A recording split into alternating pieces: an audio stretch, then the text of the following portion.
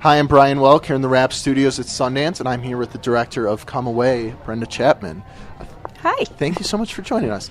So, tell us about this movie.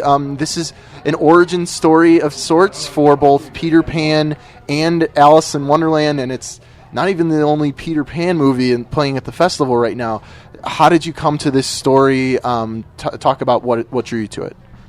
Well, it was a beautiful script written by Marissa Kate Goodhill. Very young woman, her first script, fresh out of college. But it's a what-if story. What if Peter Pan and Alice in Wonderland were brother and sister before their stories got started? But what I loved about it was there's so much...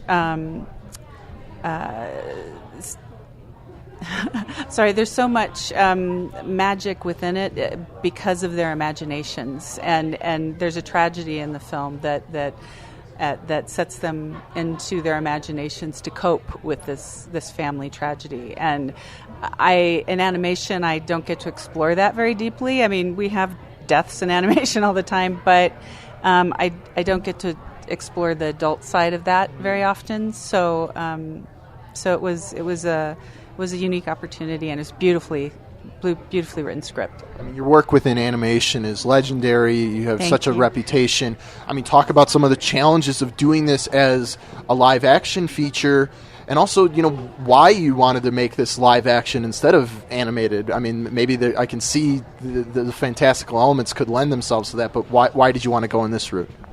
Well, it was presented to me as a live action script, and honestly, I love animation. I'd never had any desire to do a live action film, but when I read the script, I thought, well, if I'm going to do one, this is the one I would do, because it has so many elements that are in my wheelhouse that I love. I love fairy tales. I love exploring them and the human element within them. But this one, there is a little bit of animation in it. So I did get to bring a little bit of that, but it just touched on something that the adult side of how they don't cope as well as children can with their imaginations, and if they'd been able to touch that part of themselves, things may have turned out differently. So. Talk about this cast, Angelina Jolie and David Oyelowo and your child stars.